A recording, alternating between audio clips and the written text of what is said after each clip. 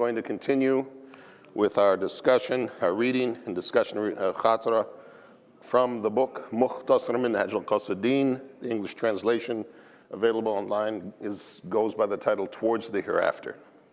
We're up to the point in the book right now where we've been talking about Riya, usually translated as ostentation, doing things to be seen or heard, as we spoke about last week. We're up to a point here, and because of the announcements, I'm actually going to shorten what I had originally planned on presenting. We're just going to talk about degrees of Riya, the levels, if you will, of Riya. It's not all one level. There's various levels. And so the Shaykh Ahmed ibn Qudama, rahmatullahi alayh, he speaks about the degrees, and that some are more severe or more damaging than others. And that the first of those and the most dangerous of those is where the Riya, the ostentation, enters into the very foundation or the root of the act. The example that he gives is somebody who will only pray when they know that they'll be seen by others. The minute they know that they're no longer being seen by someone, they leave it. It doesn't even cross their mind to pray anymore at that point. Only when they're seen of others, so that they have the reputation that they are so desperately seeking with people, and rather than seeking it with Allah, of being one who prays. So this is the first one that he mentions. The second degree, he says, is when you seek to get a good reward for his act, but his deed is a little bit absorbed with Riya. In other words, you're mixing things up now. It's not purely right from the very heart of the matter about doing it for the sake of people. No thought of Allah at all. But this now, you're bringing the two. You're doing a little bit of this and a little bit of that. You're mixing things up. It says to such an extent that if he's alone, you wouldn't do it. But if you're around people, then this is close to the first one. So it's similar to the first one. It's not quite the same, but it's very, very similar. And so they're both detestable. They're both highly dispraised and disliked by Allah. Obviously, they're approaching shirk, as we had found before. It's referred to in some of the hadith of the Prophet ﷺ as shirk al-khafi, the hidden shirk. Because these things, and actually in the next section, he mentions describing some qualities of this, and he references actually only in the title of the section. He doesn't mention it in the section itself. A statement we had mentioned last week, which is where the Prophet ﷺ had spoken about this as shirk al-khafi, or this hidden shirk, that it's whether it's a statement of the Prophet or a statement of one of the companions is open for discussion, but that it's more hidden and more difficult to see than a black ant on a black rock in the middle of the night of a new moon. And so we're talking darkness upon darkness upon darkness upon darkness. So almost impossible to see, even if you're, like they say in the Quran, it talks about when you're in the ocean, if you were to hold your hand out in front of you, you wouldn't see it. If you've ever been deep enough in the water, that's really true. But a black ant on a black rock on a black night with a moonless sky, almost impossible to see. Almost impossible to see. And this is a warning, and this is a lesson to us when he mentions this, to say that when it comes to these things, if you think about this, in Shuf, shirk al-khafi, this hidden shirk, this Riya, this is, if you will, it's the first seed that starts to lead us in the direction of making open association with Allah.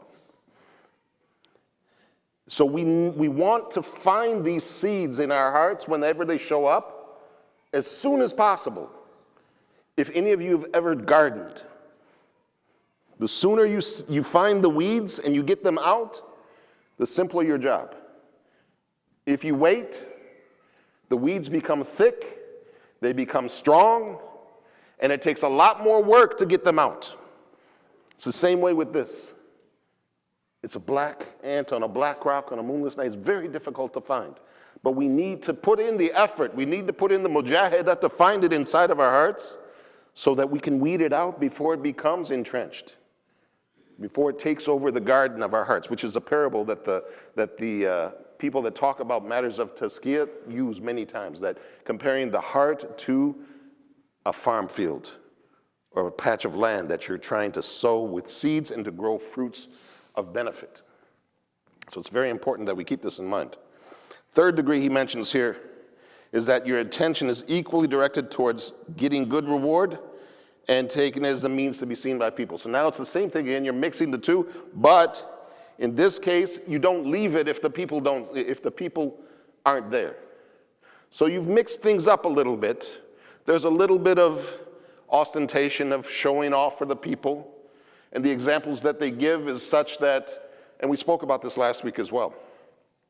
If you're standing to pray, it's not that you leave the prayer if you know nobody's watching. That's like the first two.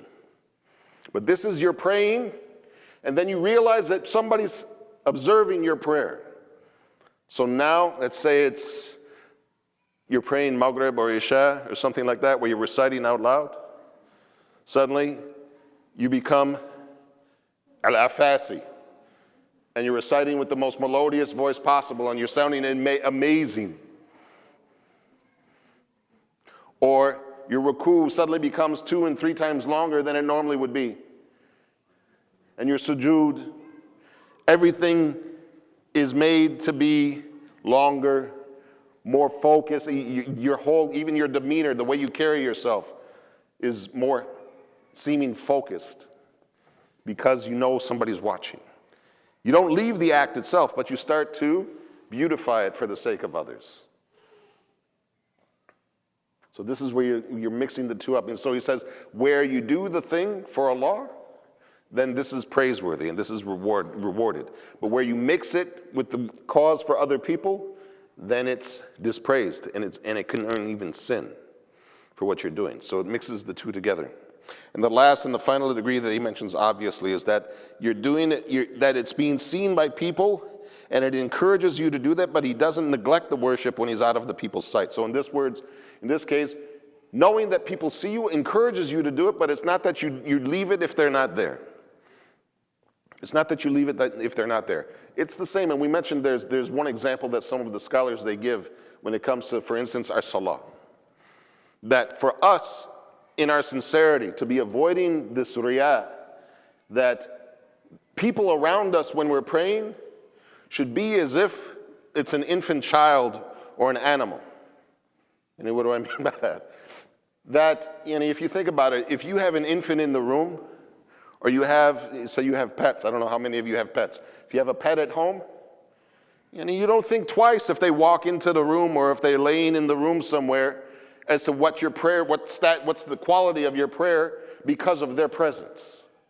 It doesn't even enter into your comprehension or your consideration of that act of worship at that time.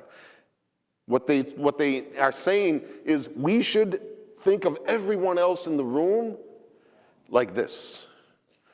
That their opinion, that their attitude doesn't really matter. It shouldn't carry any weight for us. And we live in the dunya, so obviously there's a certain aspect of the needs of peoples, and we spoke about this in previous sections, where there is a certain element of engaging with people and needing to have some acceptance, some whatever from the people, but we need to be mindful of the fact that we need to keep the importance of their acceptance, the importance of their opinion in its proper place. So that especially when it comes to the acts of worship, anything we do as an act of worship, and it's important to keep in mind, inshallah we'll end on this, it's important to keep in mind that worship, according to the definition that Ibn Taymiyyah uses, and many scholars they cite something similar, is anything that we do. On the exterior or the interior. In other words, with our limbs or in our hearts. Either one of those can be acts of worship, as long as they're being done for one particular purpose, which is seeking the pleasure of Allah.